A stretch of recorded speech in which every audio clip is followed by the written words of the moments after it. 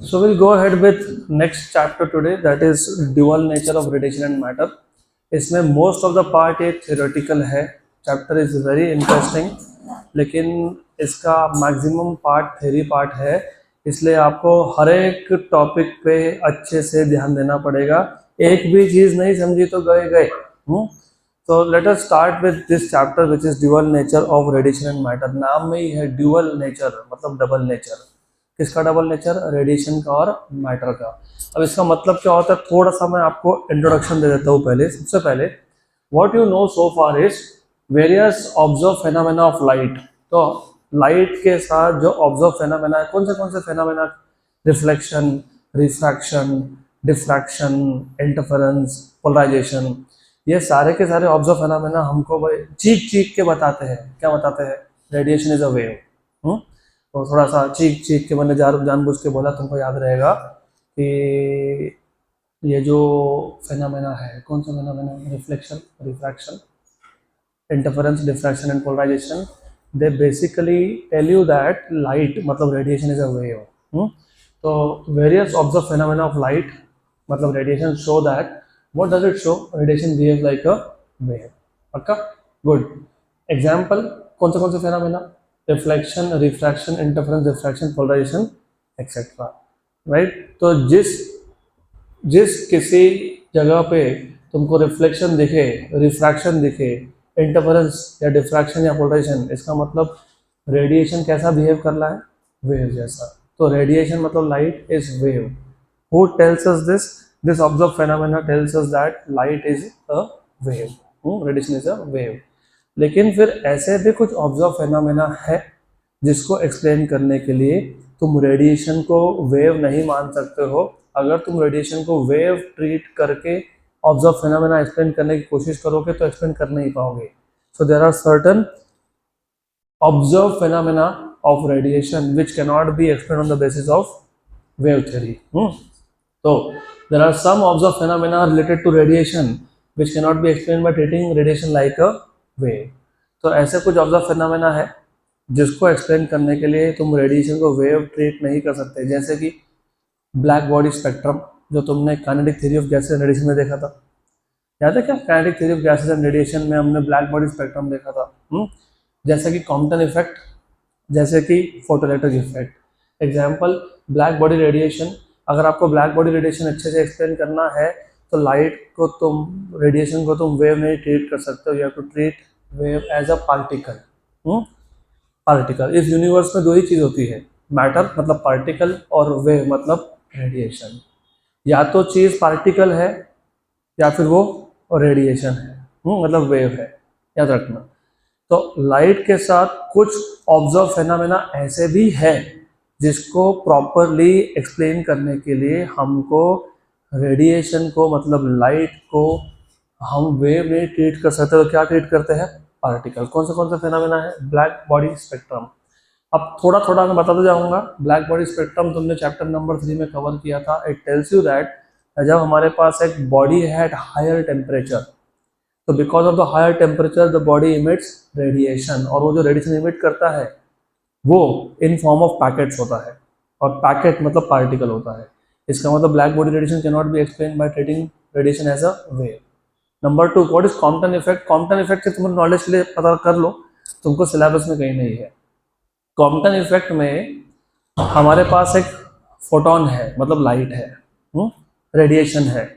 और वो रेडिएशन जब एक चार्ज पार्टिकल के पास जाएगा, जैसे इलेक्ट्रॉन, तो उसका स्कैटरिंग होता है. क्या होता है? Scattering. What is scattering? Change of direction.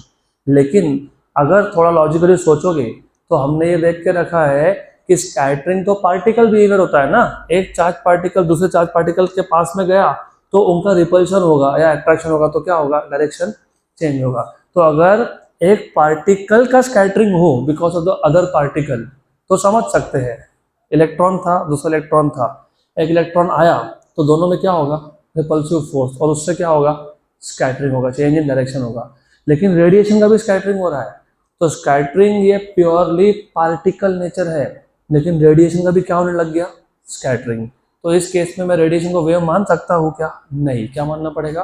Particle. तीसरा है फोटो इलेक्ट्रिक इफेक्ट. आपका पूरा चैप्टर मतलब कम से कम 70% ऑफ दिस चैप्टर ये किस पे बेस्ड है, फोटो इलेक्ट्रिक इफेक्ट। नाम में ये फोटो मतलब फोटोन मतलब लाइट। तो जब एक मेटल सरफेस पे लाइट मतलब फोटोन इंसिडेंट होगा, वहां से इलेक्ट्रॉन इमिट होंगे। फोटोन और electron, photon is incident on a metal surface and water emitted electron, इसको क्या बोलते हो, फोटो इलेक्ट्रिक इफेक्ट। ये हमको डिटेल में सीखना है। तो ब्लैक बॉडी रेडिएशन मतलब black body spectrum, Compton effect और photo electric effect can not be explain by treating radiation as wave. तो फिर हम लोग क्या करेंगे फिर, so it means that the radiation must behave like a particle. Good. The idea of quantisation, what is the meaning of quantisation? सबसे पहले जब तुम पार्टिकल की बात करते हो मतलब तुम छोटे छोटे पैकेट्स की बात कर रहे हो, क्योंकि पार्टिकल्स कंटिन्यूस नहीं होते, वेव कंटिन्यूस होता है। मैं सिंपल एग्जांपल बताता हूँ, बहुत ही सिंपल एग्जांपल। देखो ऐसा है, फॉर एग्जांपल लेट अस से मेरे पास ना ये एक छोटा सा मास है, mass this is a particle. यहाँ पे एक पार्टिकल है, यहाँ पे दूसरा पार्टिकल हो सकता है, बराबर, पक्का पक्का। तो पार्टिकल मतलब स्मॉल स्मॉल पैकेट्स, और पार्टिकल का एक लोकेशन होता है, कहीं तो है ना ये। वेव का लोकेशन होता है क्या? नहीं। अभी लाइट का सोर्स है, यहाँ से वेव निकल रहा है क्या? निकल रहा है कि नहीं? बताओ कहाँ है wave? You cannot locate. So this is a basic difference between a particle and a wave. Wave is continuous, particle is discrete. Wave cannot be located, particle can be located. तो ये याद रखना आप। तो जिस केस में हमारे पास छोटे छोटे छोटे छोटे पैकेट्स हो, उसको हम लोग बोलते हैं quantization. So the idea of quantization of energy, मतलब जो रेडिएशन है, जो लाइट है, वो छोटे छोटे पैकेट्स है। वो किसने बोला सबसे पहले? It was first proposed by Planck. और क्यों उसने बोला? To explain black body spectrum, क्योंकि मैंने आपको अभी अभी बताया कि ब्लैक बॉडी स्पेक्ट्रम को तुम रेडिएशन को वेव ट्रीट करके एक्सप्लेन कर सकते हो क्या? नहीं। तो रेडिएशन को क्या ट्रीट करना पड़ेगा? पार्टिकल। पार्टिकल मतलब क्या? पैकेट्स। तो सबसे पहले ये आइडिया किसने दिया? प्लैंक, बराबर। तो Planck proposes the model that says, तो ये जो प्लैंक का आइडिया था ये दो असम्पशन पे बेस्ड है। Number one, energy is emitted in packets. तो किसी भी सोर्स से एनर्जी रेडिएशन कंटिन्यूसली इमिट नहीं होता, it is emitted in the form of small small packets. और ये पैकेट्स को क्या बोलते हैं हम लोग? क्वांटा। क्वांटा मतलब छोटा पैकेट, और photons which means packet of energy, पक्का। Number two, at higher frequencies, जितनी फ्रिक्वेंसी ज़्यादा होगी उतना पैकेट का एनर्जी भी ज़्यादा होगा। At higher frequencies the energy of the packet is larger. और आपको वैसे पता भी है अब what is energy of photon. अभी इस स्टेज पे तुमको पता होगा, तुमने केमिस्ट्री में सीखा होगा, फिजिक्स में भी एक बार बताया था, एच नू इक्वल टू एच नू, वेयर नू इज फ्रिक्वेंसी। जितना ज़्यादा फ्रिक्वेंसी उतना एनर्जी ज़्यादा। तो ये जो क्वांटाइजेशन ऑफ एनर्जी है, मतलब एनर्जी छोटे छोटे पैकेट्स में इमिट होता है, ये आइडिया किसने दिया? प्लैंक ने। It is based on two assumption. Number one, that the energy is emitted in the form of small packets known as quantas और फोटॉन्स। और हर एक पैकेट का energy is equal to H nu, मतलब energy depends on frequency. Higher the frequency, higher is the energy. Good, clear. Then अब as I told you कि आपका ये जो चैप्टर है it is completely focused on photo electric effect. Introduction part में से भी ये इंपॉर्टेंट होता है, और ये इंपॉर्टेंट इसलिए भी है क्योंकि तुमको क्लियरली पता होना चाहिए वेव नेचर कौन बताता है, मतलब कौन से फेनोमेना बताते हैं, और पार्टिकल नेचर ऑफ रेडिएशन कौन कौन बताता है। तो हमने अब तक वेव ऑप्टिक्स में जो भी सीखा, हमने वेव ऑप्टिक्स में रिफ्लेक्शन देखा, मतलब रे ऑप्टिक्स में रिफ्रैक्शन देखा, रे ऑप्टिक्स में। फिर वे ऑप्टिक्स में क्या सीखा हम लोगों ने? इंटरफेरेंस, डिफ्रैक्शन और पोलराइजेशन। ये सारे के सारे क्या है? वेव प्रॉपर्टीज है। तो these are the properties of waves. There are some observe phenomena जैसे कॉम्पटन इफेक्ट, जैसे ब्लैक बॉडी स्पेक्ट्रम, जैसे photoelectric effect. They show that radiation is not wave but particle. Good. तो अभी ये फोटोइलेक्ट्रिक इफेक्ट क्या है पहले समझ लेते हैं। जैसे नाम में ही था, मैंने अभी बताया आपको, when photons are incident on a metal surface, then electrons are emitted from that surface. This effect is called as photoelectric effect. Right, थोड़ा सा हम हिस्ट्री भी देखेंगे कि ये कहाँ से डिस्कवर हुआ, किसको सबसे पहले पता लगा ऐसा होता है, और आपको पता होगा ही नहीं तो अभी आज पता लग जाएगा. Most of the scientific discoveries were accidental. कोई साइंटिस्ट करने कुछ और गया, कुछ नया ही पता लग गया. इवन अगर आप अभी केमिस्ट्री में आपने एटॉमिक मॉडल तो सीखा ही होगा. Which was the first atomic model? Dalton. Indivisible. Atom का मतलब भी होता है smallest particle which can not be further divided. Right, Dalton था ना. उसके बाद एक्सीडेंटली थॉमसन करने कुछ और गया. थॉमसन एक गैस डिस्चार्ज ट्यूब के साथ कुछ कर रहा था. उसको दिखा कि एनोड में से या कैथोड में से ऑल ऑफ अ सडन कुछ रेज बाहर आ रहे हैं. रेज. जब डिटेल स्टडी किया तो समझा कि वो रेडिएशन था ही नहीं, वो तो इलेक्ट्रॉन्स थे, नेगेटिवली चार्ज पार्टिकल्स थे. तब इलेक्ट्रॉन नाम नहीं था, नेगेटिवली चार्ज पार्टिकल्स थे. फिर उसको क्वेश्चन आया, लेकिन एटम तो डिविजिबल है नहीं. अगर एटम डिविजिबल नहीं तो नेगेटिव चार्ज कहाँ से आ रहा है? मतलब atoms can be further divided into negative charge and positive charge. फिर लोगों ने पूछा फिर पॉजिटिव चार्ज क्यों नहीं आया, नेगेटिव ही क्यों आया? तो उसने खुद का मॉडल दिया जिसको तुम बोलते हो थॉमसन प्लम पुडिंग मॉडल. वो हम लोग नेक्स्ट चैप्टर में डिटेल में देखेंगे. उसके बाद रुदरफोर्ड का एक्सपेरिमेंट आया, रुदरफोर्ड का मॉडल आया, फिर नील बोर का मॉडल आया, एक्सेट्रा एक्सेट्रा. लेकिन याद रखो, most of the discoveries were accidental. तो फोटो इलेक्ट्रिक इफेक्ट भी एक एक्सीडेंटल डिस्कवरी है. हेनरिक हर्ट्ज नाम तो सुना ही होगा. पिछले चैप्टर में हम बार बार फ्रिक्वेंसी हर्ट्ज में मेजर कर रहे थे, तो ये वही हर्ट्ज है. हेनरिक हर्ट्ज नाम का जो साइंटिस्ट था was working on the production of electromagnetic waves by spark discharge. अब ये spark discharge क्या होता है बता देता हूँ मैं आपको. ये जो आप लाइट देख रहे हो यहाँ ऊपर लगाया हुआ है, पता है कौन सा लाइट है? LED, light emitting diode. इससे पहले जो हम लोग ट्यूबलाइट यूज करते थे, शायद किसी घर में अभी भी होगा ट्यूबलाइट, वो 35-40 रुपये का पट्टी मिलता था. फिर उसको तो बस दो नॉब्स के बीच में लगाओगे, फिर बटन चालू करोगे, जैसे ब्लिंक करते करते करते चालू हो जाएगा.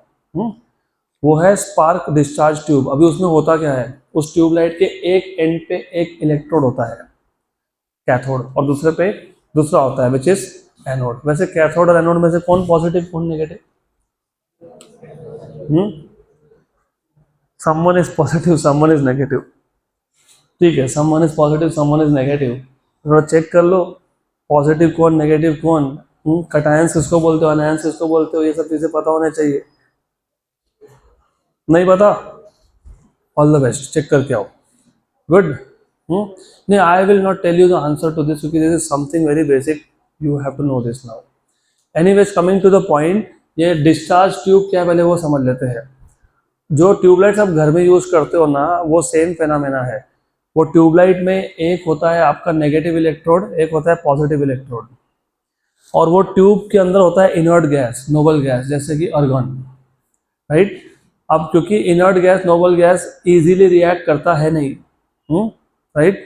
अब हमने क्या किया, जैसे बटन स्विच ऑन किया तुमने, तो नेगेटिव इलेक्ट्रोड से इलेक्ट्रॉन का बीम निकला जिसको तुम बोलते हो स्पार्क. स्पार्क ये कुछ और नहीं, घर में लाइटर होगा ना, लाइटर का जब बटन प्रेस करते हो क्या निकलता है? चिंगारी, उसी को स्पार्क बोलते हैं. और आप लोगों को, लड़कों को तो पता होगा, आपकी गाड़ी के अंदर भी स्पार्क प्लग होता है, बाइक्स के अंदर. उसके बिना गाड़ी चालू नहीं होने वाली आपकी. तो जैसे तुमने बटन स्विच ऑन किया, उस ट्यूबलाइट के नेगेटिव इलेक्ट्रोड से इलेक्ट्रॉन का बीम निकला. वो कहाँ जा रहा है? पॉजिटिव के पास. और बीच में कौन है? गैस. कौन सा गैस? Noble gas, organ. अब ये जो इलेक्ट्रॉन का बीम निकला था, वो रास्ते में ही जो एटम्स थे नोबल गैस के, अर्गन के, उनके इलेक्ट्रॉन के साथ कोलाइड हुआ. तो electron beam coming from negative electrode collides with the electron of the atoms, और यहाँ पे होता है एनर्जी ट्रांसफर. इलेक्ट्रॉन बीम से, स्पार्क से किसको मिलता है energy? Electrons of the atom. वो एनर्जी लेके इलेक्ट्रॉन पता है कहाँ जाते हैं? हाई एनर्जी लेवल, जिसको तुम बोलते हो एक्साइटेशन. राइट. और जब वो डी एक्साइट होते हैं तो while coming back to their ground state they emit energy which is electromagnetic radiation. तो हेनरिक हर्ट्ज उसी टाइप के एक डिस्चार्ज ट्यूब के साथ कुछ तो काम कर रहा था. क्या काम कर रहा था? He was working on the production of electromagnetic waves by spark discharge. उसने क्या नोटिस किया? Notice that when ultraviolet light UV light is incident on the metal electrode, negative electrode जहां से इलेक्ट्रॉन आ रहे थे, जब उस इलेक्ट्रोड पे यूवी लाइट इंसिडेंट हुआ तो क्या आया, हाई वोल्टेज स्पार्क। मतलब पहले तो स्पार्क था, लेकिन पहले स्पार्क कमजोर था, वीक था, राइट, लो वोल्टेज स्पार्क था। लेकिन जिस इलेक्ट्रोड से इलेक्ट्रॉन्स इमिट हो रहे हैं, जब उस इलेक्ट्रोड पे हमने अल्ट्रावायलेट लाइट इंसिडेंट कर दिया तो सडनली क्या हुआ, हाई वोल्टेज स्पार्क। तो अब जो स्पार्क है वो हाई वोल्टेज है, हाई पावर है, ऐसा बोल सकते हो, बराबर। तो ऑफ कोर्स क्वेश्चन ये आएगा कि ऐसा क्यों हुआ, why does this thing happen. So why a high voltage spark when UV light is incident. तो जब मैंने नेगेटिव इलेक्ट्रोड पे अल्ट्रावायलेट लाइट इंसिडेंट किया तो हाई वोल्टेज स्पार्क क्यों आया, तो उसका आंसर अब समझेगा आपको।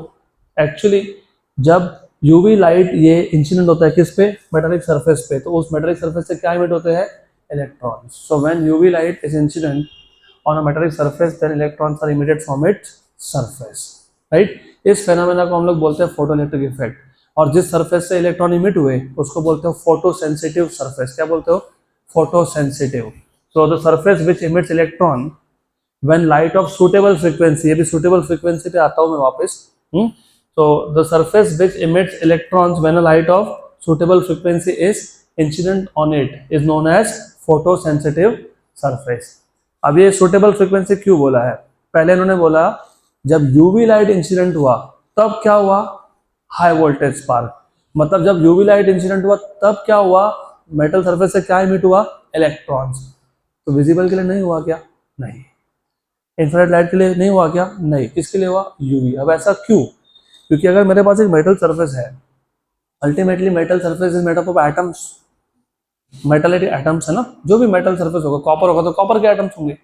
अब आपको ये पता होना चाहिए metal surface is made up of atoms of that particular element. जैसे कॉपर, कॉपर के एलिमेंट्स में, एटम्स में जो इलेक्ट्रॉन्स होते हैं, उन इलेक्ट्रॉन को फ्री करने के लिए एक स्पेसिफिक अमाउंट ऑफ एनर्जी लगता है। तो अगर लाइट के पास उससे कम एनर्जी है तो इलेक्ट्रॉन फ्री होने वाला है क्या, नहीं, राइट, पक्का। तो मैंने एनर्जी बढ़ा दिया, राइट। अभी भी फोटोन के पास सफिशिएंट एनर्जी नहीं है इलेक्ट्रॉन को नॉकआउट करने के लिए, इलेक्ट्रॉन इमिट होगा क्या, नहीं।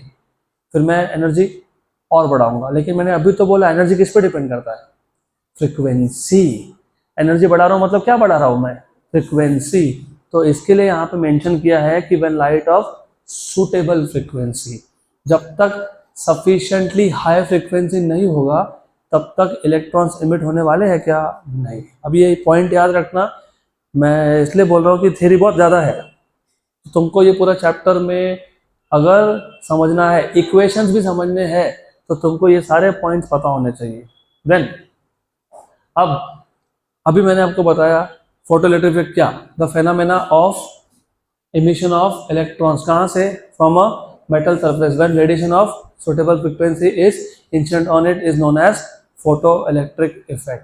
the phenomena of emission of electrons from a photosensitive या फिर metallic surface when radiation of suitable frequency is incident on it is known as photoelectric effect। तो you see, लाइट आया, सुटेबल फ्रीक्वेंसी का light आया, metallic surface था, वहां से क्या इमिट हुआ, इलेक्ट्रॉन। और बाय द वे ये इलेक्ट्रॉन इमिट हुआ बिकॉज ऑफ फोटॉन्स, तो इसको बोलते हैं फोटो इलेक्ट्रॉन्स। क्या बोलते हैं इसको, फोटो इलेक्ट्रॉन्स। पक्का पक्का है तो वो इलेक्ट्रॉन ही, सिर्फ उसको फोटो इलेक्ट्रॉन बोलते हैं हम लोग। गुड। अब बाय द वे हमको समझेगा कैसे कि सच में ऐसा होता है, कि सच में अगर मैंने मेटालिक सरफेस लिया, उस पर मैंने अल्ट्रावायलेट लाइट या फिर सुटेबल फ्रीक्वेंसी का लाइट इंसिडेंट किया, तो सच में वहां से इलेक्ट्रॉन इमिट हो रहे हैं, क्योंकि हमको इलेक्ट्रॉन दिखते तो है नहीं। मैं अगर एक मेटल प्लेट लेके भी आऊँ, मैं अल्ट्रावायलेट लाइट का सोर्स लेके भी आऊँ, मैंने इंसिडेंट कर भी दिया, तो मुझे समझेगा कैसे, यहाँ देखो देखो इलेक्ट्रॉन आ रहे हैं, दिखते हैं क्या हमको इलेक्ट्रॉन, नहीं ना। तो वो फोटो इलेक्ट्रिक इफेक्ट को स्टडी करने के लिए हमको एक एक्सपेरिमेंटल सेटअप चाहिए। So next topic is experimental setup of photo electric effect. और रिमेंबर, हर एक थ्योरी टॉपिक का मैंने आपको 3 से 4 स्टेप बता के ही रखे हैं। नंबर 1 इज डायग्राम, क्योंकि डायग्राम सामने होगा तो तुमको एक्सप्लेन करते अपने आप ही आएगा। तो number 1 is diagram.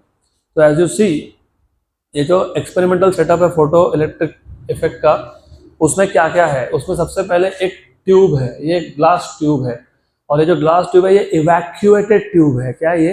Evacuated. What is the meaning of evacuated? Evacuated मतलब वैक्यूम बनाना, मतलब एयर को बाहर निकालना। मतलब इस ट्यूब के अंदर एयर है क्या? नहीं। तो क्या है ये? वैक्यूम है। तो दिस ट्यूब इज इवैक्यूएटेड है। बोलोगे इवैक्यूएट क्यों किया? बताता हूँ, थोड़ा रुको, हर एक चीज सही टाइम पे बताऊंगा। उसके बाद what are you studying? Photo electric effect. तो तुमको इलेक्ट्रॉन्स को फ्री करने के लिए क्या चाहिए? फोटॉन्स। फोटॉन्स कहाँ से आएंगे? एक सोर्स से। तो ये सोर्स है, दिख रहा है source? This is source of light. अब ये सोर्स से जो फोटोन आ रहा है वो कहाँ इंसिडेंट होने वाले हैं? एक फोटो सेंसिटिव सरफेस पे। तो ये देखो, ये फोटो सेंसिटिव सरफेस, इसको बाय द वे हम इमिटर प्लेट भी बोलते हैं। क्यों? क्योंकि ये क्या इमिट करने वाला है? इलेक्ट्रॉन्स। क्या करने वाला है? इलेक्ट्रॉन्स। अब लाइट इंसिडेंट होने के बाद इलेक्ट्रॉन्स इमिट हुए कि नहीं हुए, ये हमको समझेगा कैसे? हमको तो इलेक्ट्रॉन दिखते नहीं है ना। तो हमने क्या किया, यहाँ से जो इलेक्ट्रॉन इमिट होंगे ना, उसको एक प्लेट पे कलेक्ट कर लेंगे। उसको क्या बोलेंगे? Collector plate. क्या बोलेंगे? और एक कलेक्टर प्लेट हमने लगा के रखा है एक एमीटर को। फिर अगर इलेक्ट्रॉन्स कलेक्टर प्लेट तक आए तो सर्किट में गए। सर्किट में गए तो कहाँ गए? एमीटर में। एमीटर में तो माइक्रो एमीटर में। और वहां पे क्या दिखेगा हमको? करंट। तो यहाँ करंट आया, मतलब यहाँ पे इलेक्ट्रॉन आया। यहाँ पे इलेक्ट्रॉन आया तो कहाँ से आया? यहाँ से आया। यहाँ पे कहाँ से आया? Because of because of photons, right. अब मैंने आपको बोला था कि इसको इवैक्यूएट क्यों किया वो बताऊंगा, तो अभी वो सही टाइम है बताने का कि क्यों इवैक्यूएट किया। मैंने अभी अभी आपको एग्जांपल दिया कि जो पुराने जमाने के ट्यूबलाइट थे उसमें तुम लाइट कैसे प्रोड्यूस करते थे? इलेक्ट्रॉन का बीम मतलब स्पार्क, उसके बीच में क्या था? गैस। तो इलेक्ट्रॉन का बीम निकला, बीच में किससे कोलाइड हुआ? उस गैस के एटम के इलेक्ट्रॉन से, बराबर। तो जो बीम था उसके इलेक्ट्रॉन ने एनर्जी क्या कर दिया? लूज कर दिया, ट्रांसफर कर दिया। किसको ट्रांसफर कर दिया? एटम्स को। अब इमेजिन अगर बीच में गैस होता, इलेक्ट्रॉन तो यहां से निकलता, राइट, यहां तक पहुंचता क्या? नहीं। यहां तक नहीं पहुंचता, करंट मिलता क्या? नहीं। तो फिर समझेगा कैसे कि सच में इलेक्ट्रॉन इमिट हुए कि नहीं? तो यहाँ से तुमको लाइट वाइट दिखना चाहिए। फिर इसके लिए हम लोग क्या करते हैं, यहाँ से गैस को निकाल देते हैं। तो जो इलेक्ट्रॉन इमिट हुआ है वो विदाउट कोलिजन कहाँ तक आना चाहिए? कलेक्टर प्लेट तक। यहाँ तक क्लियर? अब ये जो सोर्स है जहां से लाइट अंदर जा रहा है, वो एक विंडो के थ्रू अंदर जा रहा है। उस विंडो का नाम क्या है? Quartz window. क्वार्ट्ज ये एक टाइप ऑफ मटेरियल है। और आप जिन्होंने घड़ी पहनी है, अभी तो हम लोग वैसे स्मार्ट वॉच पहनते हैं, लेकिन पुराने ज़माने में जो तुमने पहन के रखा है, तुमको पता है घड़ी को क्वार्ट्ज भी बोलते हैं। क्यों बोलते हैं पता है? क्योंकि उसके अंदर जो क्रिस्टल यूज होता है वो क्वार्ट्ज क्रिस्टल होता है। और वो क्वार्ट्ज क्रिस्टल के बहुत सारे स्पेशल प्रॉपर्टीज़ है जो घड़ी में भी काम में आता है, जो यहाँ भी काम में आता है। अब यहाँ पे कैसे काम में आता है? ये जो क्वार्ट्ज विंडो है ना, ये वन वे ट्रैफिक है। One way, what is the meaning of one way traffic? Photon सिर्फ अंदर जाएगा, बाहर नहीं आएगा।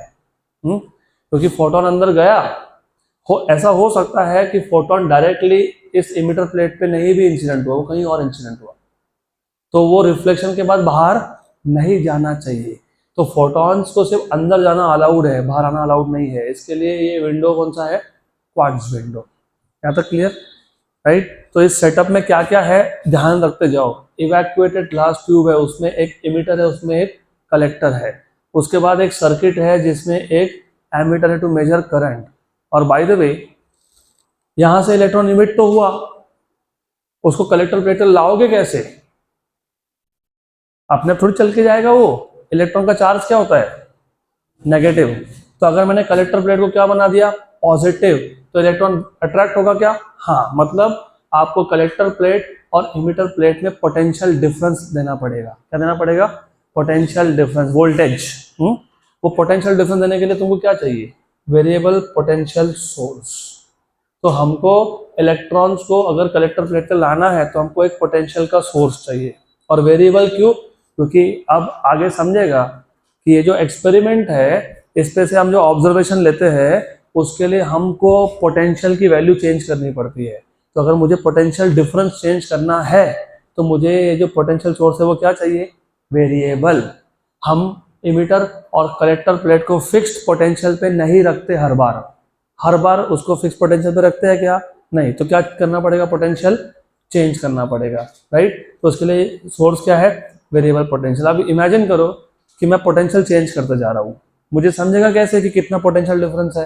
तो उसके लिए क्या लगा दिया? Volt meter. क्या लगा दिया? Volt meter. वोल्ट मीटर क्या बताता है? What is the potential difference between emitter and collector. पक्का? अब एक जो जनरल कंफ्यूजन होता है, जो तुमको जल्दी से थ्योरी पढ़ के या कहीं और वीडियो लेक्चर देख के नहीं समझेगा, वो अभी समझ लो। सबका ध्यान यहाँ पे होना चाहिए, नहीं तो आने वाले 3-4 ग्राफ तुमको समझ में ही नहीं आने वाले। You have to concentrate here when I say potential difference. जो 2-3 गलत फहमी है तुम्हारे दिमाग से निकालनी पड़ेगी। अब जब तुम पोटेंशियल डिफरेंस की बात करते हो तो नॉर्मली तुम बोलते हो एक प्लेट नेगेटिव एक प्लेट पॉजिटिव, है ना? ऐसे ही बोलते हो। ऐसा नहीं होता, ऐसा हमेशा नहीं होता। व्हेन यू से पोटेंशियल डिफरेंस, ऐसा हो सकता है कि एक प्लेट 0 पोटेंशियल पे है और दूसरा प्लेट पॉजिटिव पोटेंशियल पे है, मतलब 3 वोल्ट 4 वोल्ट 5 वोल्ट, तो भी पोटेंशियल डिफरेंस क्या है? 5 वोल्ट, बराबर। तो जो हायर पोटेंशियल पे प्लेट है जिसका वोल्टेज कितना है? 5 वोल्ट, उसको बोलते हो पॉजिटिव प्लेट। और जिसका पोटेंशियल 0 है उसको क्या बोलते हो? Negative plate. इवन दो the potential was 0 not negative, right? ऐसा भी हो सकता है कि एक प्लेट का पोटेंशियल 2 वोल्ट का है, दूसरे का 7 वोल्ट का है, दोनों पॉजिटिव है। एक का 2 एक का 7, तो पोटेंशियल डिफरेंस कितना हो गया? 5। तो जो 7 वोल्ट का प्लेट है उसको बोलते हो पॉजिटिव प्लेट, और जो 2 वोल्ट उसको बोलते हो negative plate.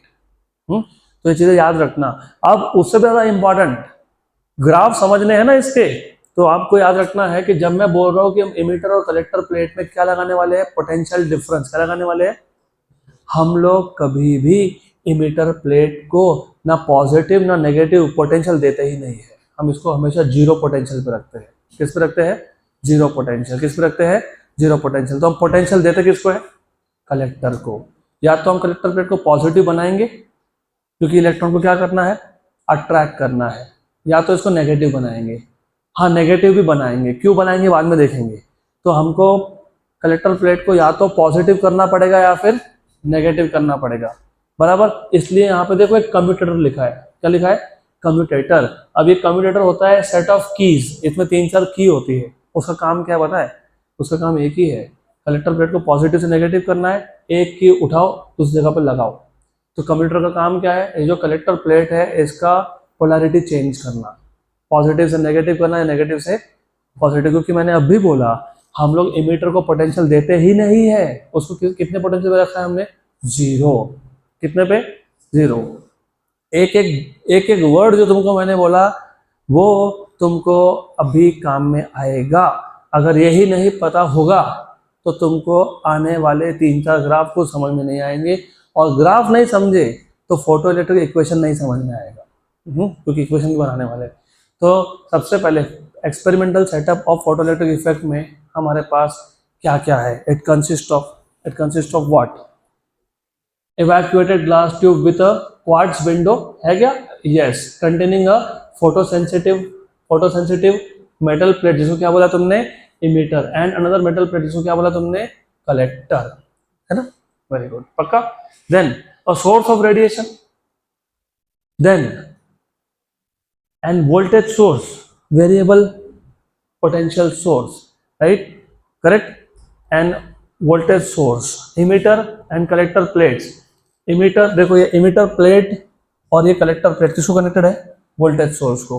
So emitter and collector plates are connected to a variable voltage source which generates a potential difference between the two plates.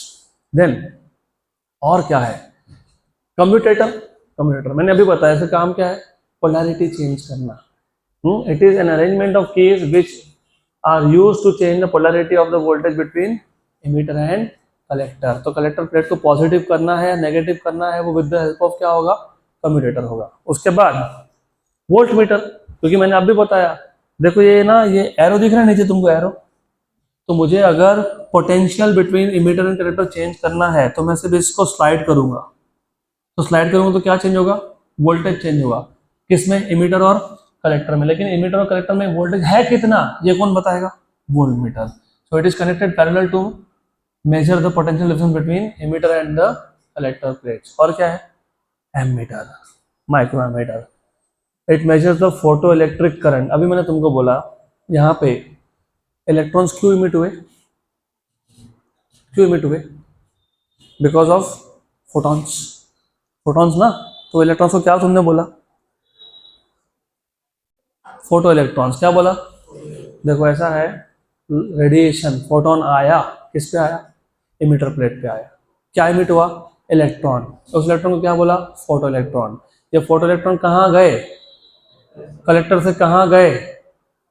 Ammeter में. तो एमीटर में क्या मिला? करंट. ये करंट क्यों मिला? Because of photons. तो इसको क्या बोलते हैं? Photo electric current. क्या बोलते हैं इसको? Photo electric current. पक्का? बहुत इजी, बहुत सिंपल चैप्टर है और बहुत मजा आता है तुमको अगर ये सब सेटअप समझ में आया तो. पक्का पक्का. अब जो तुमको मैंने पूरा प्रोसेस बता दिया, सोर्स से लाइट आएगा, इमिटर प्लेट पे इंसिडेंट होगा, वहां से इलेक्ट्रॉन्स निकलेंगे, वो कलेक्टर प्लेट के पास जाएंगे. सबसे पहले फोटोन, सोर्स से फोटोन आए, कहाँ पे इंसिडेंट हुए? इमिटर प्लेट पे. इमिटर प्लेट से क्या आया? इलेक्ट्रॉन. वो कब आएगा? जब एनर्जी ऑफ फोटोन है सुटेबल फ्रीक्वेंसी. फिर वो इलेक्ट्रॉन कहाँ गए? कलेक्टर प्लेट पे गए और क्या मिला? Photo electric current. बस वही तो वर्किंग है.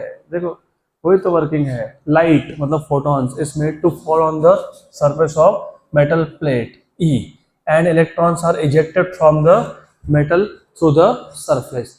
लेकिन इलेक्ट्रॉन्स इमिट होने का कंडीशन है, if the energy of the photons is greater than the energy required by the electron to free from the metal surface, then the electrons are emitted. तो जो photons आ रहे थे उसके पास अगर sufficient energy होगा इलेक्ट्रॉन को free करने के लिए तो इलेक्ट्रॉन फ्री होंगे. पक्का? तो फ्री हो गए. उसके बाद क्या हुआ? these electrons known as photoelectrons are collected by the collector plate C. पक्का? photons आए, कहाँ इंसिडेंट हुए? इमिटर प्लेट पे. वहां से क्या इमिट हुआ? Photo electron. लेकिन कब हुआ? जब फोटॉन्स के पास एनर्जी इक्वल टू या ग्रेटर देन है than required by the electrons to free.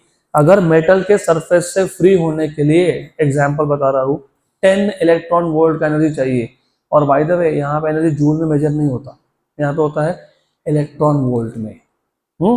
याद है क्या? What is 1 eV in joule? 1.6 into 10⁻⁻19 joule.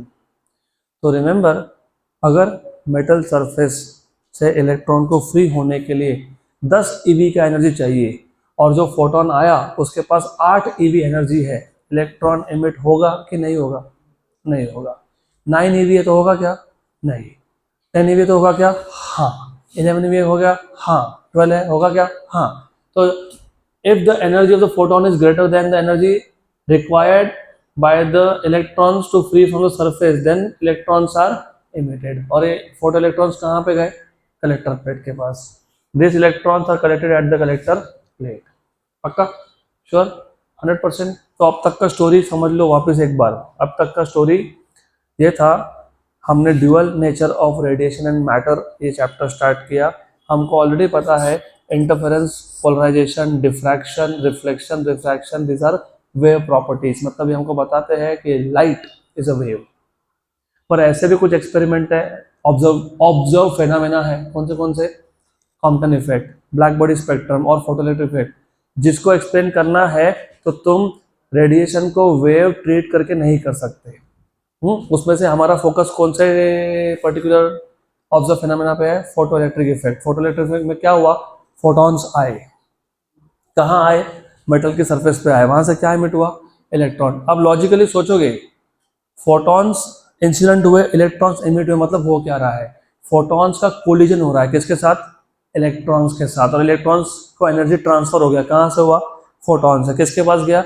Electron. तो इलेक्ट्रॉन क्या हो गया? Free. But wait a minute, collision ये वेव का प्रॉपर्टी होता ही नहीं है, ये पार्टिकल का प्रॉपर्टी होता है. तो तुम अगर रेडिएशन को वेव बता रहे हो तो तुम फोटो इलेक्ट्रिक इफेक्ट कभी एक्सप्लेन कर ही नहीं सकते हो, क्योंकि वेव कभी कोलाइड होता ही नहीं है. वेव का तो इंटरफेरेंस होता है ना, उसका कोलिजन नहीं होता. कोलिजन किसका होता है? पार्टिकल का. मतलब इस केस में लाइट जब इंसिडेंट हुआ मेटल सरफेस पे तो वो लाइट वेव जैसा बिहेव किया कि पार्टिकल जैसा किया? पार्टिकल। तो यहाँ से सारा स्टोरी चालू होता है आगे का। अब हमने बोल तो दिया, the emission of electrons from the surface of metal when light of suitable frequency is incident on it is known as photoelectric effect। ठीक, लेकिन फोटोइलेक्ट्रिक इफेक्ट सच में हो रहा है, वो स्टडी करने के लिए एक सेटअप चाहिए। वो सेटअप भी हमने देख लिया। अब वो सेटअप तो तुमने देख लिया, उसमें एक इवैक्यूएटेड ग्लास ट्यूब है, एमिटर प्लेट है, कलेक्टर प्लेट है, सोर्स ऑफ लाइट है, उसके बाद एक वेरिएबल पोटेंशियल सोर्स है, एक वोल्ट मीटर है, एक एम मीटर है, एक कम्यूटर की है, ये सब समझ में आ गया। लेकिन हम फिर भी बता कब सकते हैं कि सच में ऐसा हो रहा है? वो तब बता सकते हो जब तुम बेसिकली एमीटर में करंट मेजर करोगे तो जब मेजरमेंट की बात होती है तो ग्राफ प्लॉट होते हैं, क्योंकि तुम मेजर क्या कर रहे हो? करंट। क्या मेजर कर रहे हो? करंट। तो करंट तुम ग्राफ पे प्लॉट करोगे। अब ऑब्जर्वेशन फ्रॉम द एक्सपेरिमेंट, मतलब what are you observing? Current. और इस करंट को नाम क्या दिया हमने? Photo electric current. क्या नाम दिया इसको? Photo electric current. क्या नाम दिया इसको? Photo electric current. अब याद रखना, हम लोग क्या ऑब्जर्व कर रहे हैं? Photo electric current. मतलब मैं ग्राफ जब प्लॉट करूंगा तो एक एक्सिस पे हमेशा कौन दिखने वाला है तुमको? फोटो इलेक्ट्रिक करंट, क्योंकि वही तो तुम ऑब्जर्व कर रहे हो। और दूसरे एक्सिस पे क्या प्लॉट करोगे? तो बाय द वे, मैं वाई एक्सिस पे हमेशा पता है क्या रखने वाला हूँ? Photo electric current. क्या रखने वाला हूँ? Photo electric current. और एक्स एक्सिस पे क्या रखूंगा? अब तीन वेरिएबल है हमारे पास। कौन से तीन वेरिएबल है? Number one, frequency. जो सोर्स से लाइट आ रहा था, इसका जो फ्रीक्वेंसी है वो, क्योंकि मैंने अभी बोला सोर्स से जो लाइट आ रहा है उसका एनर्जी बढ़ाना है, तो क्या बढ़ाना पड़ेगा? फ्रीक्वेंसी। तो पहला वेरिएबल क्या है? फ्रीक्वेंसी। दूसरा वेरिएबल है इंटेंसिटी। क्या है? अभी what is the meaning of intensity by the way?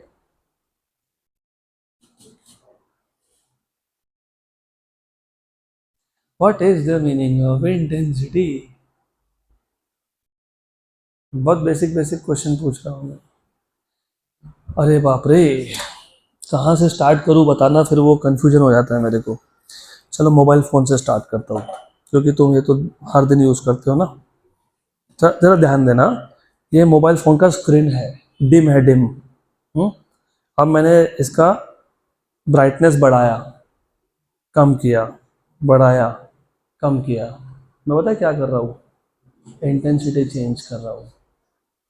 तो ब्राइटनेस मतलब इंटेंसिटी मतलब एनर्जी कम ज़्यादा करना। अब यहाँ पे हो जाता है कन्फ्यूजन, क्योंकि हमने बोला एनर्जी तो फ्रीक्वेंसी डिसाइड करेगा, अभी तुमने बोला। लेकिन रिमेंबर, थोड़ा सा पहले से ही चीज़ों को क्लियर कर लो। Light is not continuous, light is in the form of packets. हर एक पैकेट का एनर्जी फ्रीक्वेंसी डिसाइड करता है। कौन डिसाइड करता है? फ्रीक्वेंसी। अगर मेरे पास एक पैकेट है तो एनर्जी कम है, दो पैकेट है तो ज़्यादा है, तीन है तो और भी ज़्यादा है, चार है तो और भी ज़्यादा है, पाँच है तो और भी ज़्यादा है, छः है तो और भी ज़्यादा है। रिमेंबर, लेकिन हर एक पैकेट का एनर्जी क्या है? सेम है, क्योंकि मैंने फ्रीक्वेंसी चेंज किया क्या? नहीं। तो increasing the intensity means increasing the energy, yes, लेकिन literally it means increasing the number of packets. तो अभी गलत फहमी निकाल लेना, इंटेंसिटी बढ़ाने का मतलब होता है नंबर ऑफ फोटॉन बढ़ाना। हर एक फोटॉन का एनर्जी सेम है। तो जब मैं बोलता हूँ हायर इंटेंसिटी मतलब मोर नंबर ऑफ फोटॉन्स। और ये ग्राफ प्लॉट करने के लिए एक एक वर्ड जो मैं बोल रहा हूँ वो काम में आने वाला है तुमको। अगर मुझे हर एक फोटॉन का एनर्जी बढ़ाना है तो मुझे क्या चेंज करना है? फ्रीक्वेंसी। अगर मुझे इंटेंसिटी बढ़ाना है मतलब नंबर ऑफ फोटॉन्स बढ़ाने हैं। तो जब मैं बोलता हूँ कि मैंने इंटेंसिटी इंक्रीज किया तो मैंने क्या इंक्रीज किया? Number of photons. हर एक फोटॉन का एनर्जी बढ़ा क्या? नहीं। पक्का? गुड। तो ये दूसरा वेरिएबल था, इंटेंसिटी। तीसरा वेरिएबल है potential difference between emitter plate and collector plate. तो कितने तुम्हारे पास वेरिएबल्स है? तीन। कौन कौन तीन? Frequency, intensity and potential difference. और उसमें से भी तुमको मैंने क्या बोला? हम लोग इमिटर प्लेट को हमेशा क्या रखते हैं? 0 वोल्ट। तो पोटेंशियल चेंज किसका कर रहे हो? कलेक्टर। तो मैं potential difference between emitter and collector ये वर्ड यूज ही नहीं करने वाला, मैं बोलूँगा कलेक्टर प्लेट पोटेंशियल, क्योंकि तुमने इमिटर प्लेट को तो पहले से क्या करके रखा है? 0, और उसको तुम चेंज करने वाले हो क्या? नहीं। तो तीसरा वेरिएबल पोटेंशियल डिफरेंस है, मतलब कौन है? कलेक्टर प्लेट पोटेंशियल है। कौन है? Collector plate potential, right. तो ये तीन चीजें जो तुम चेंज कर सकते हो, और तुम करते क्या हो, तुमने फ्रीक्वेंसी चेंज किया और तुमने करंट मेजर किया, तुमने इंटेंसिटी चेंज किया और तुमने करंट मेजर किया, तुमने कलेक्टर प्लेट पोटेंशियल चेंज किया और तुमने करंट मेजर किया। तो सब में कॉमन कौन?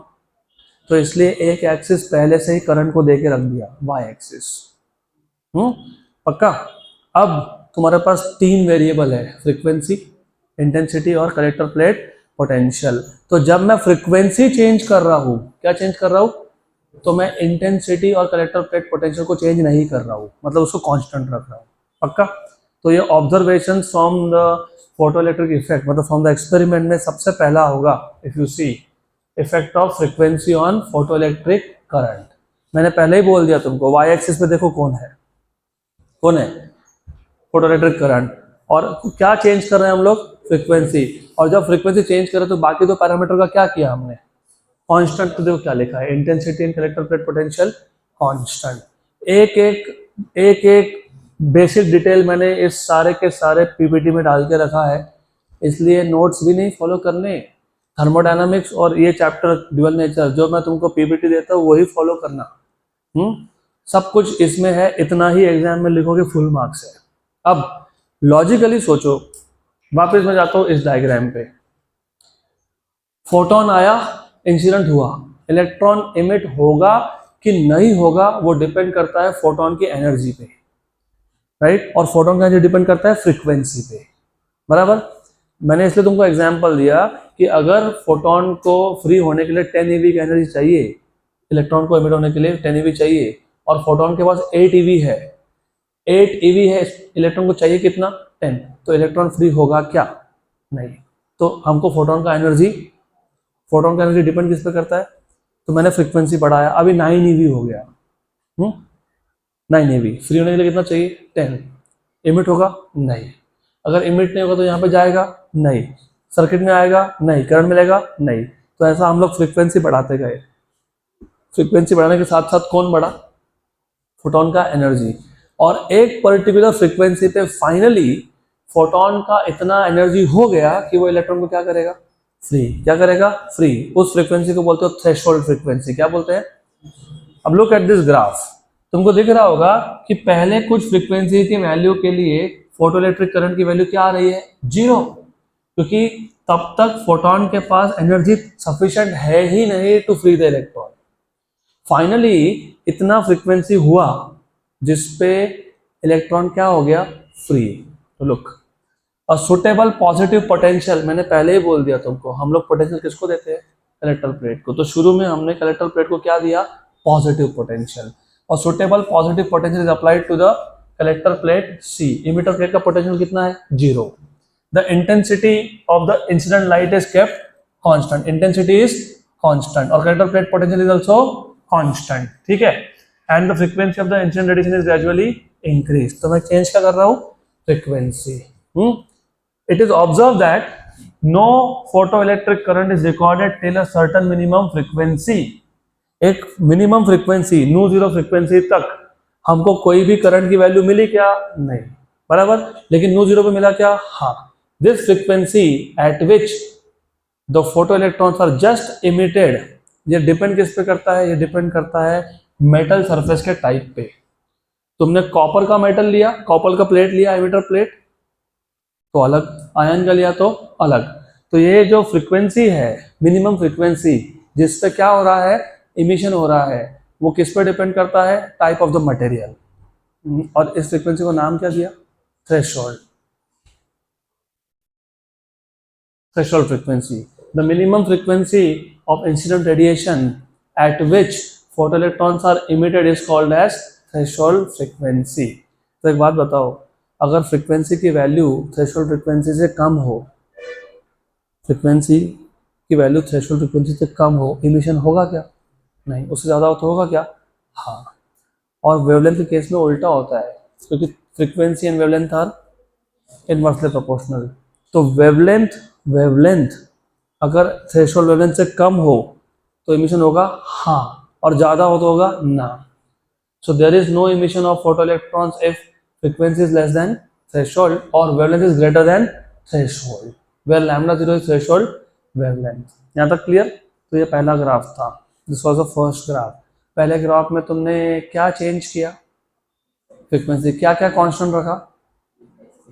Intensity and collector plate potential. दूसरे ग्राफ में तुम फ्रीक्वेंसी कांस्टेंट रखते हो, लेकिन फ्रीक्वेंसी थ्रेशोल्ड से ज्यादा वाला, क्योंकि जब तक फ्रीक्वेंसी थ्रेशोल्ड से ज्यादा नहीं होगा तब तक इमिशन होगा क्या?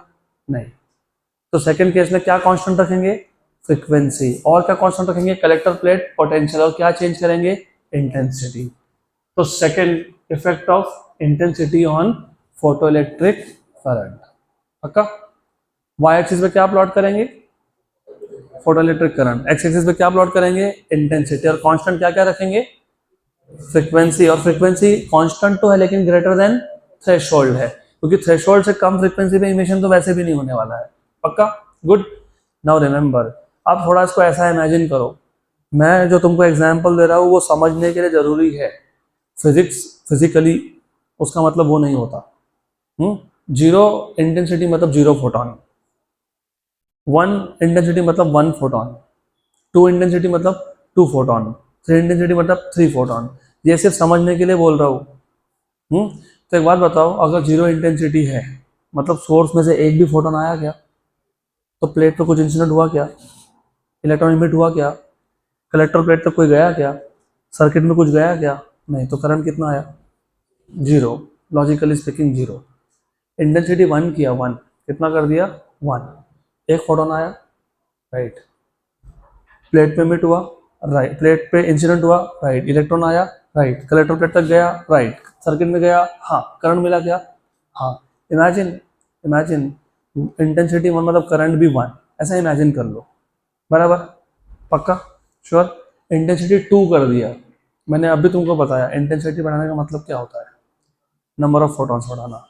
तो इंटेंसिटी टू मतलब दो फोटॉन, तो दो फोटॉन इंसिडेंट हुए किस पे? प्लेट पे। दो इलेक्ट्रॉन इमिट हुए, कहाँ गए? कलेक्टर प्लेट के पास। तो करंट भी बढ़ गया क्योंकि नंबर ऑफ इलेक्ट्रॉन्स बढ़ गए। इंटेंसिटी और बढ़ा दिया, तीन कर दिया। तीन फोटॉन इंसिडेंट हुए, हाँ। तीन इलेक्ट्रॉन आए, तीन इलेक्ट्रॉन गए कलेक्टर प्लेट के पास। सर्किट में करंट बढ़ा, हाँ, राइट। मतलब basically if you see, intensity बढ़ने के साथ फोटो इलेक्ट्रॉन्स बढ़ रहे हैं, फोटो इलेक्ट्रॉन्स बढ़ने के साथ फोटो इलेक्ट्रिक करंट भी बढ़ रहा है। जब तुम इसको ग्राफ पे प्लॉट करोगे तो तुमको मिलेगा straight line passing through origin. तो देखो, the collector plate C is maintained at a fixed positive potential, क्योंकि कलेक्टर प्लेट पोटेंशियल क्या करना है? Constant with respect to emitter plate E. Frequency of the incident radiation is also kept fixed, but the incident frequency must be greater than or equal to threshold frequency. Important.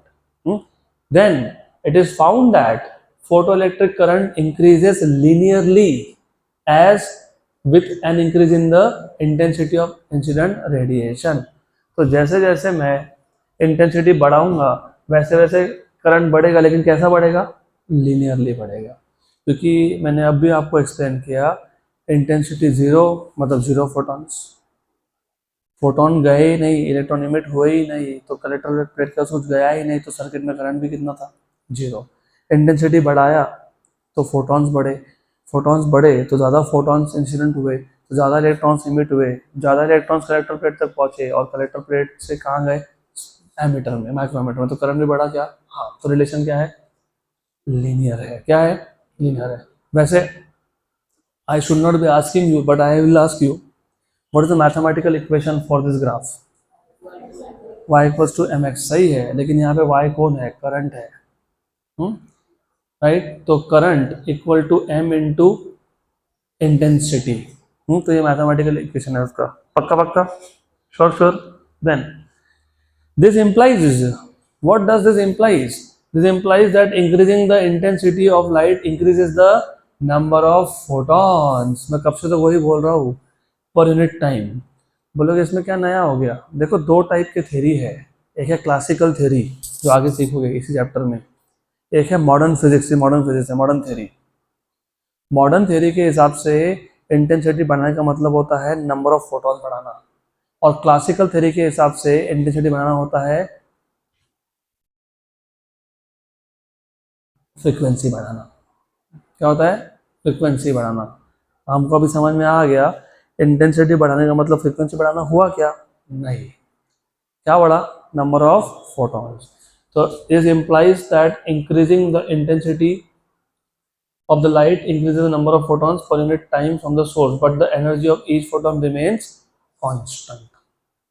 पक्का पक्का, sure sure, 100%. Then अब तीसरा graph. अभी तुमने पहले दो cases में, पहले केस में किसको वेरी किया? फ्रीक्वेंसी को. किसको किसको कांस्टेंट रखा था? Intensity and collector plate potential. दूसरे केस में इंटेंसिटी वेरी किया, किसको किसको कांस्टेंट रखा? Frequency, collector plate potential. अब किसकी बारी है? Collector plate potential. तो अभी क्या चेंज करोगे? Collector plate potential. और क्या क्या कांस्टेंट रखोगे? Frequency and intensity. अब ये जो ग्राफ है, पहले मैं ग्राफ ड्रॉ करके बताऊंगा तुमको, क्योंकि ये थोड़ा सा यहाँ पे कॉम्प्लिकेशंस बढ़ जाते हैं, थोड़ा सा एक्स्ट्रा ध्यान होना चाहिए. तो आइडियली स्पीकिंग अब हम लोग यहाँ पे फोटो इलेक्ट्रिक करंट ही प्लॉट करने वाले हैं, तो यहाँ तो करंट ही प्लॉट होगा. तो remember, I am plotting photo electric current along which axis? Y axis. इसको मैं फोटो करंट बोल रहा हूँ. तो ये फोटो करंट है, तो वाई एक्सिस पे फोटो करंट ही प्लॉट करने वाला हूँ मैं. तो यहाँ पे फोटो करंट प्लॉट होने वाला है, याद रखना, फोटो करंट. Remember this. और यहाँ पे मैं अभी कलेक्टर प्लेट पोटेंशियल चेंज करूंगा. कलेक्टर प्लेट पोटेंशियल चेंज करूंगा. अब इसमें भी दो ग्राफ बनते हैं, इसमें भी दो ग्राफ है. You have to be very very careful with this. तो इसमें कौन से दो ग्राफ है बताता हूं मैं. मैंने इसलिए तुमको बोला कि हर एक वर्ड इंपॉर्टेंट है यहाँ पे. Each word has some meaning. मैंने तुमको क्या बोला कि हम इमीटर प्लेट को हमेशा कौन से पोटेंशियल पे रखते हैं? जीरो. किस पे रखते हैं? जीरो. और कलेक्टर प्लेट का पोटेंशियल चेंज करते हैं. और कलेक्टर प्लेट का पोटेंशियल या तो हम पॉजिटिव कर सकते हैं या फिर नेगेटिव कर सकते हैं. अब नाउ इमेजिन ये एमिटर प्लेट था. देन उसके सामने कलेक्टर प्लेट है. तो ये कौन है? एमिटर. ये कौन है? Collector. Now look, pay proper attention here. Now as you know कि ये 0 वोल्ट पे ही है हमेशा. और मैंने कलेक्टर प्लेट को भी 0 वोल्ट पे रखा. तो पोटेंशियल डिफरेंस है कि नहीं है? नहीं है, क्योंकि दोनों का सेम पोटेंशियल है. तो पोटेंशियल डिफरेंस कितना है? 0 है. Is that clear? पक्का पक्का, श्योर श्योर. अब यहां से आया लाइट, फोटोन. और ये जो फोटोन है इसके पास इतना फ्रीक्वेंसी तो है ही जो थ्रेशोल्ड से ज्यादा है. तो यहां से इलेक्ट्रॉन इमिट होंगे क्या? यस. इलेक्ट्रॉन इमिट हुए क्या? हाँ हुए. यस, बराबर. लेकिन ये भी 0 वोल्ट, वो भी 0 वोल्ट. इलेक्ट्रॉन वहां पे कब अट्रैक्ट होंगे? जब वो पॉजिटिव हो. वो पॉजिटिव है क्या? ना. तो ये इलेक्ट्रॉन वहां जाएंगे क्या? ना. तो करंट मिलना चाहिए क्या? ना. मतलब जब 0 वोल्ट हो कलेक्टर प्लेट का पोटेंशियल, तो करंट में कितना मिलना चाहिए? कितना मिलना चाहिए? कितना मिलना चाहिए? 0. ऐसा होता ही नहीं है. तो 0 वोल्ट पे भी तुमको कुछ ना कुछ करंट मिलता ही है. अब बोलोगे ऐसा कैसा हो गया? अभी इसलिए बोलता हूँ मैं, थ्योरी इतना आसान नहीं है समझना. You have to think about it. इसका एक्सप्लेनेशन तुमको बहुत कम जगह पे मिलेगा. You know what happens is, photon तो कंटिन्यूस आ रहा है ना. और फोटोन कंटिन्यूस कहाँ पे इंसिडेंट हो रहा है? इमिटर प्लेट पे. इसका मतलब इमिटर प्लेट से इलेक्ट्रॉन इमिट होते ही जा रहे हैं. हाँ कि ना? हाँ. तो यहाँ पे इलेक्ट्रॉन्स का गर्दी बढ़ते जा रहा है. ये जो इलेक्ट्रॉन्स का गर्दी बढ़ा, इसको बोलते हैं इलेक्ट्रॉन क्लाउड. क्या बोलते हैं इसको? Electron cloud. और इस इलेक्ट्रॉन क्लाउड में सारे के सारे कौन है? इलेक्ट्रॉन्स है. और इलेक्ट्रॉन में क्या होगा? रिपल्शन. तो because of the mutual repulsion, धक्का मुक्की, ये धक्का मुक्की की वजह से कुछ इलेक्ट्रॉन्स जो है वो finally they start moving towards the collector plate, even though collector plate is at 0 potential. दूसरी चीज ये भी है, मैंने आपको बोला था कि अगर इमिटर प्लेट से इलेक्ट्रॉन को फ्री होने के लिए 10 eV की एनर्जी चाहिए, तो 9 eV पे होगा क्या इमिट? आपने बोला नहीं. 10 पे होगा क्या? आपने बोला हाँ. 11 पे होगा? आपने बोला ऑफ कोर्स हाँ. 12 ईवी पे होगा, आपने बोला अरे बिल्कुल हाँ। पर ये तो सोचो कि जो 12 ईवी का एनर्जी था फोटोन के पास, उसमें से 10 कहाँ यूज हो गया इलेक्ट्रॉन को फ्री करने में, तो 2 कहाँ गया, इलेक्ट्रॉन के पास ही है, इन the form of kinetic energy. और जब काइनेटिक एनर्जी होता है तो स्पीड होता है, मतलब इलेक्ट्रॉन के स्पीड तो था ही, साथ में ये धक्का मुक्की भी है, मतलब रिपल्शन है। तो इसकी वजह से क्या हुआ कि इलेक्ट्रॉन्स यहाँ पे पहुंच ही गए, इवन दो पोटेंशियल डिफरेंस नहीं था। मतलब कलेक्टर प्लेट भी कितने पोटेंशियल पे था, 0, मतलब 0 वोल्ट पे भी तुमको करंट मिलने ही वाला है, ऐसा है। उधर मत ध्यान दो, इस ग्राफ पे ध्यान दो। पक्का पक्का श्योर। अब हम लोग कलेक्टर प्लेट को पॉजिटिव बनाने वाले हैं। पहले 0 वोल्ट था, अभी क्या कर दिया 1 वोल्ट। अब मुझे बताओ 0 वोल्ट होने के टाइम पे अगर इलेक्ट्रॉन्स आ रहे थे तो 1 वोल्ट होने के टाइम पे क्या होगा, ज्यादा आएंगे, वेरी गुड, तो करंट बढ़ेगा। 2 वोल्ट पे और भी ज्यादा आएंगे तो करंट और भी बढ़ेगा। 3 वोल्ट पे और भी ज्यादा आएंगे तो करंट और भी बढ़ेगा। तो ऐसा करंट बढ़ते जाएगा, बढ़ते जाएगा, बढ़ते जाएगा, लेकिन एक स्टेज पे होके कांस्टेंट हो जाएगा। फिर इसको बोलते हैं सैचुरेशन। क्या बोलते हैं?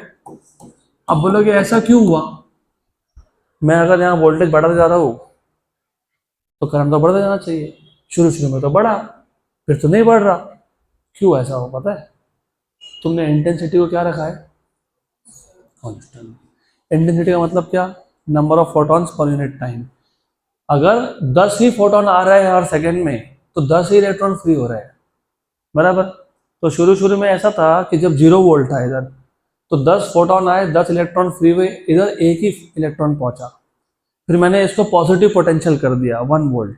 10 इलेक्ट्रॉन, 10 फोटोन आए, 10 इलेक्ट्रॉन फ्री हुए, 2 पहुंच गए, करंट बढ़ गया। इंटेंसिटी और बढ़ाया, सॉरी पॉजिटिव पोटेंशियल और बढ़ाया, 10 फोटोन आए, 10 इलेक्ट्रॉन इमिट हुए, 3 पहुंच गए। 10 फोटोन आए, 10 इमिट हुए, 4 पहुंच गए, बराबर। क्योंकि हर सेकंड में कितने इलेक्ट्रॉन जनरेट हो रहे हैं, 10, राइट। तो एक वोल्टेज ऐसा आएगा जिस वोल्टेज पे 10 के 10 यहाँ पे आ गए, बराबर।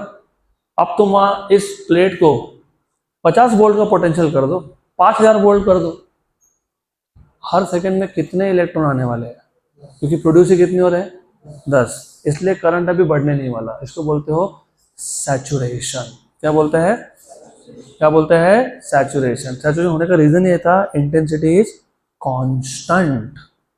पक्का पक्का, गुड। अब हमने थोड़ी और मस्ती की, बोला यार चलो अभी इसको नेगेटिव करेंगे। अब इसको हम क्या करेंगे, नेगेटिव।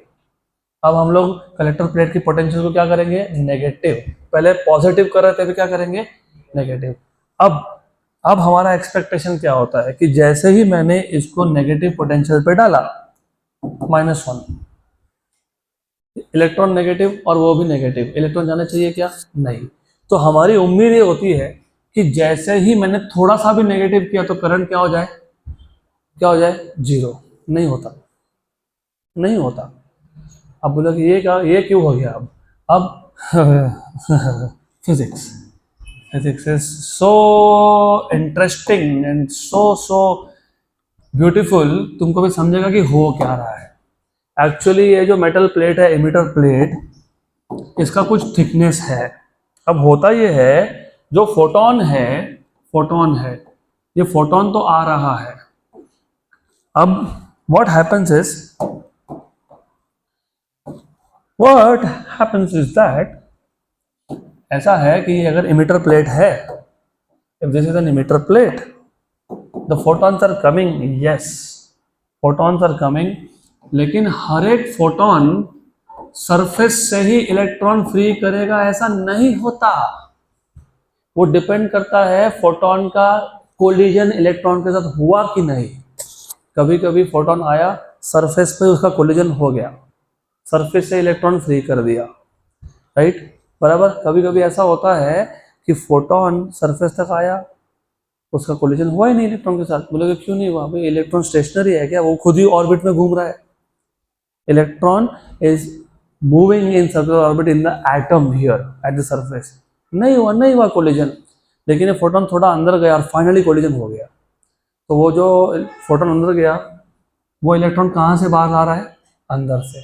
अब ये अंदर से जब इलेक्ट्रॉन बाहर आएगा तो यहाँ पे बाकी आइटम्स थे कि नहीं थे, हाँ कि ना? तो इस इलेक्ट्रॉन को दिक्कत हुई कि नहीं बाहर आने में, मतलब दिक्कत होना मतलब एनर्जी लॉस होना। तो जो थोड़ा सा अंदर से, ज्यादा अंदर नहीं जाता वो, थोड़ा सा अंदर से जो इलेक्ट्रॉन बाहर आया है उसका एनर्जी कम है। क्या है? कम है। और जो सरफेस से है उसका एनर्जी ज्यादा है। काइनेटिक एनर्जी की बात चल रही है यहाँ पे। मैंने अभी बोला कि 10 इलेक्ट्रॉन अगर फ्री करने के लिए चाहिए और 12 इलेक्ट्रॉन का एनर्जी है फोटोन के पास, तो काइनेटिक एनर्जी कितना है? 2। हमेशा 2 नहीं होता, क्योंकि हमेशा इलेक्ट्रॉन सरफेस से आता ही नहीं। किसी इलेक्ट्रॉन के पास 2 eV होगा, किसी के पास 1.5 eV होगा, किसी के पास 0 eV होगा, किसी के पास 0.5 eV होगा। पक्का?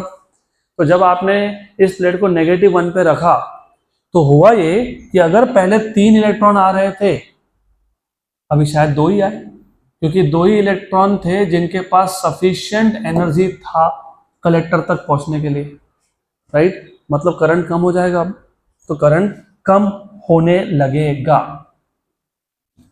ठीक। अब मैंने क्या किया, मैंने इसको और ज्यादा नेगेटिव पोटेंशियल कर दिया। इसको अभी -2 कर दिया मैंने, -2। अब क्या होगा, और भी कम इलेक्ट्रॉन आएंगे, बराबर?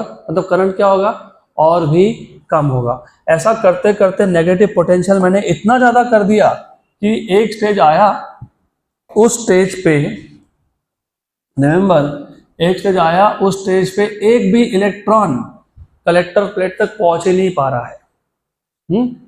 पक्का? क्योंकि जो मैक्सिमम काइनेटिक एनर्जी का इलेक्ट्रॉन था वो भी इस नेगेटिव पोटेंशियल को क्रॉस नहीं कर पाया, क्योंकि ये भी नेगेटिव वो भी नेगेटिव। क्या हो रहा है? रिपल्शन। तो जिस वोल्टेज पे करंट 0 हो जाए, क्या हो जाए, उसको बोलते हैं स्टॉपिंग पोटेंशियल। क्या बोलते हैं? तो ये V0 से डिनोट करते हैं, इसको बोलते हैं स्टॉपिंग पोटेंशियल। क्या बोलते हैं?